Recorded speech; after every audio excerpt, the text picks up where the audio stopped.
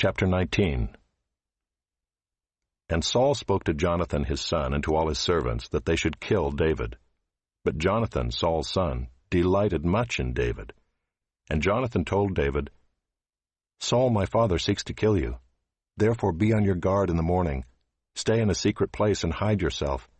And I will go out and stand beside my father in the field where you are, and I will speak to my father about you. And if I learn anything, I will tell you.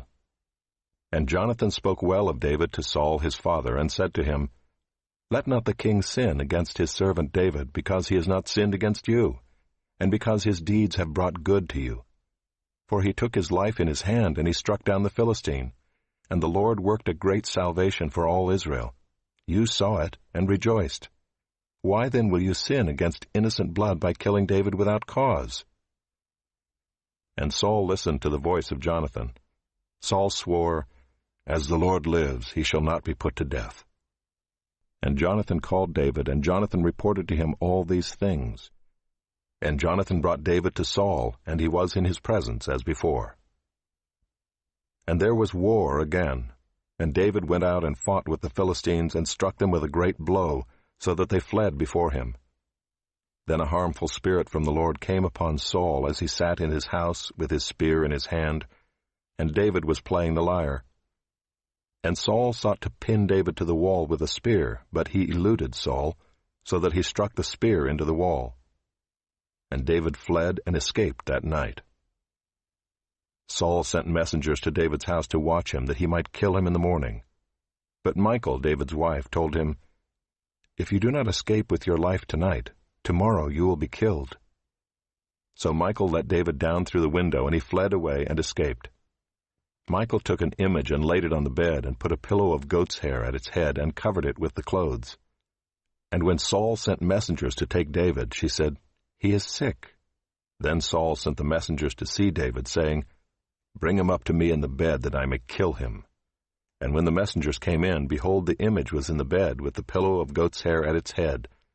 Saul said to Michal, Why have you deceived me thus, and let my enemy go, so that he has escaped? And Michal answered Saul, He said to me, Let me go. Why should I kill you? Now David fled and escaped, and he came to Samuel at Ramah, and told him all that Saul had done to him. And he and Samuel went and lived at Naioth. And it was told Saul, Behold, David is at Naioth in Ramah. Then Saul sent messengers to take David, and when they saw the company of the prophets prophesying, and Samuel standing as head over them, the Spirit of God came upon the messengers of Saul, and they also prophesied. When it was told Saul, he sent other messengers, and they also prophesied. And Saul sent messengers again the third time, and they also prophesied.